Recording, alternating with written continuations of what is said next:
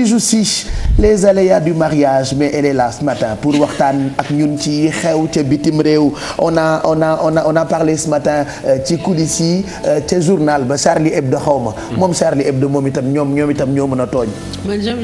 amuñu jom laa bëgg a wax. ñoom daal dañoo am fit ñoom li ñu defati. parce que année dernière ci période bi lañ leen defoon attentat bu métti. d'abord je veux savoir dañoo génnaat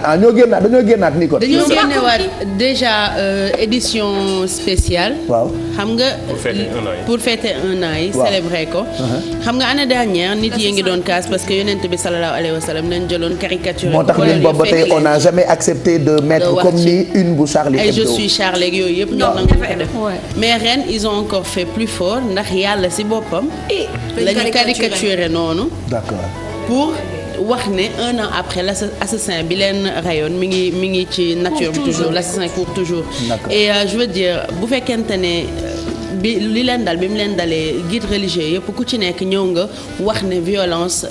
utiliser religion pour def violence ñëpp dañ ko condamner ñëpp dañ ko kaas que ce soit musulmans yi chrétiens yi juifs yi ak ñi nga xam ne gëmuñu dara muy athée yi ñoom ñëpp a ko kaas donc ñoom par respect pour nit yi leen doon jàppale rek di leen kaasal waroon nañoo représenter leneen lu dul yàlla bi nga xamante ne ñi ko gëm dafa bëri même bu fekkente ne façon bi nga koy gëmee bëriwul ñu bëri religion yëpp. après ñoom pour la plupart surtout seen yu mujj yi jullit yi la ñu gënoon a choqué. dafa am ñeneen ñu choqué waat ci seen. waa Vatican notamment pape bi parce que nee na moom d'accordul benn yoon ci lii ndax booy offensé booy caricaturé nga caricaturé yàlla ba pare di wax waxu assassin ci kaw. ba pare jël yére bi taqal ko deret bàyyi ko muy daw yore arme ça veut dire que ñëpp ngay offensé religion yi nga xamante ne ñoom ñëpp dañu gëm yàlla ñëpp ngay offensé ndoo te loolu jëmalewu leen kanam et il prévoit le pire c'est qu'il prévoit de produire 1 million d'exemplaires. D'accord. Pour ce numéro. Voilà donc malheureusement xaw ma ñoom lu leen dal mais lii mooy une Charlie amuñu jom loolu laa tijjee parce que je pense que daaw boo gisee nga caricaturé yonent bi li la ci dal yëpp ak li la ci fekk yëpp même bu fekkente ne ñoo xamante ne périwuñ ci attentat bi sax bi ñu paree ñi am nañ dépression ñi bàyyi nañu ñi am na ku ci xaw je pense aussi donc loolu yëpp bu la dalee foog naa ni religion bi war nga ko tegee de côté même bu fekkente ne da nga bëgg a rappeler que il y a un an defal nañ leen attentat tu peux faire autre chose mais jël yàlla bi nga xamante ne ñëpp a ko gëm ñëpp ko am fu ñu ko teg nga ñëw caricaturer ko franchement di ko tuddee assassin sincèrement am fit rek donc lii mooy une spéciale Charlie Hebdo bi mu ngoog l'assassin court toujours actuellement dañoo choqué jàngu bi catholique yi surtout Vatican bi nga xamante ne ñoom ñoo jiite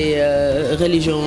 chrétienne bi catholique yi pape bi sax dafa génn ci seen journal bi pour exprimer wu pour condamner vraiment li nga xam ne waa Charlie Hebdo dañ ko def waay yow di yaa ñeme tour du monde man jaaxal nga ma lool yamul Sénégal lu xew ci àdduna mu ngi ci Bijou Ndiaye génneel sa loxo ci li xew ci dëkku jàmbur yi sa yoon nekku ci génneel sa loxo ci yëfi jàmbur yi sa yoon nekku ci waaw baax na merci en tout cas c'est les aléas du mariage daa am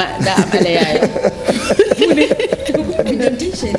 biddanti ci aléas du mariage la bokk bi war a ñëw te ñëwoo ci aléas du mariage la bokk c'est les aléas du mariage je pense qu'on a un peu le temps waaw ba jeudi sax duñ ko def sax vendredi Bijou jeudi ci guddi bi am noonu permanence waaw donc on vous donne rendez-vous jeudi soir permanence bu 20h pourquoi yëgale rek pour donner mon information information ñoo ko moom xibaar merci ma Ndiaye tamit day wër monde bi da am na beneen information oui qu'est-ce qui se passe lan moo xew ana juste permettre à tonton Mag de nous caler yaakaar bu Youssou Ndour ñu déglu ko tuuti féexal ci suñu xol en attendant ñuy tëj partie magazine yeewu leen bi bay yegg si ci yeewu leen plus après permanence oui qu'est-ce qui s'est passé ailleurs ou qu'est-ce qui se passe très ailleurs démb jooyu Obama yi lu mu jooy ndeysaan mbàjj bi moom buy wax ci xale yi nga xam dañ leen di rey armes yi nga xamante ne actuellement état parce que tey mooy journée mondiale des orphelins de guerre mi ngi noonu léegi démb nag da doon def benn conférence de presse ñu gis ko ci muy jooy moom président Barack Obama war ngeen ma ko ma ko béy xale yu xarañ yi ci ginnaaw 13000 américains la ñuy rey ci at bi courant 2015 13000 waaw 13000 léegi ñoo xamante ne ñëpp ay kii lañu ay gon moo leen ay armes ay fetal waaw moo leen rey léegi loolu nag la ñaax ne surtout nee na jaay dañu war a xoolaat ni ñuy jaayee armes xale yi bu ci États-Unis parce que foofu moom jëndum fetal jëndum arme dafa mel ni jëndum biscuit ci boutique États-Unis moo tax ray yi bëri foofu tu sais qu'aux États-Unis armes yi ñoo ëpp nombre de nit yi. non je jure là ils ont dépassé armes yi ñoo ëpp. c'est leur vibe soo faire ñoom dañuy judd. comme jënd gerte pistolet gerte caaf la. waaw comme dem ci boutique ni nga koy jëndee juróom. loolu tax président américain bi daal di ko xoolaat. bien vrai que ak États-Unis complexe bi mu am xam nga ak lobbying bi. ñeneen ñi nga xamante dañuy défendre affaire yi ci genre situation yu mel noonu léegi ñooñu ñëpp dañ ci kiin mu nekk ci question bi nga xam dafa nekk question complexe mais démb Obama wax na ko neen dañ xoolaat ni ñuy jaay surtout neen xale yi dañuy toog ci internet ngay toog nga jënd sa arme facilement sans problème neen loolu dañ koy xoolaat donc moom bi muy def discours am il a beaucoup pleuré ndeysaan. waaw xam nga moom dafa am affection et surtout loolu tu sais pourquoi président américain bi neex ma après di ngeen ma ni dëkk yi bokkul moom dafa spontané bu waree woy day woy su waree fecc day fecc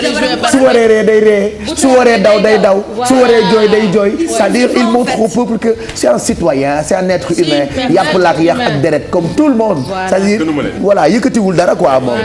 voilà yëkkatiwul dara man loolu moo tax mu sax ma su waree jooy day jooy j'ai regardé un spot bu mu doon def pour jàppale jabaram ci benn fondation mais ci biir Maison Blanche bi la dawee daw dafa daw sóob daal di def 300 mètres ba daw daw dem jabar ji woo ko mu dawaat demaat su waree fecc day fecc on l'a vu chanter ci Noël ci Noël yi waaw ndeysaan mu dem ba foofu ñu def benn chorégraphie mu imprégné wu ci biir fecc ak ñëpp c'est motivant en fait image bu rafet Pape Cheikh mu ñëw Gorée gis nga xale bu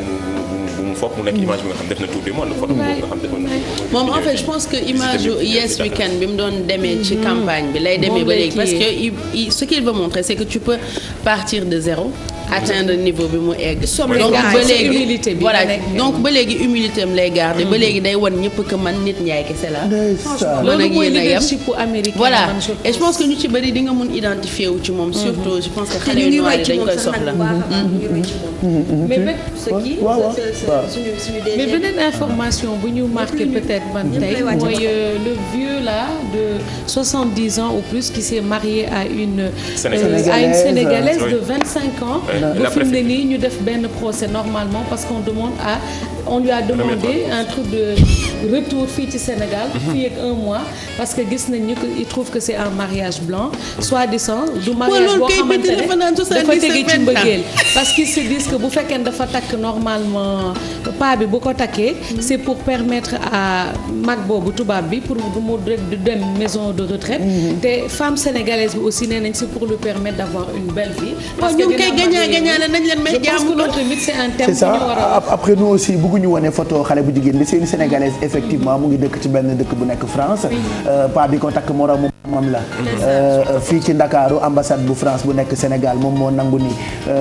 nangu mariage bi ba ñu defal ko këyit ba mu dem rejoindre pa bi waaye nag préfecture bu nekk ci dëkk boobu noonu ñoom nanguwuñu mariage bi parce que nee nañu mariage blanc la mariage intérêt que xale bu jigéen bi mënul sëy ak pa boo xamante ni maamam la donc intérêt moo ko ci dugal il paraît que jox nañu ko ultimatum pour génne ko dëkk ba delloosiwaat ko Sénégal quoi mais pa bi bu fekkee ça lui permet de pas aller en maison de retraite moom ça lui permet de pas de gagner sa vie comme il faut. oui yàlla rek a xam aussi yàlla rek a xam la femme selon information yi ñu am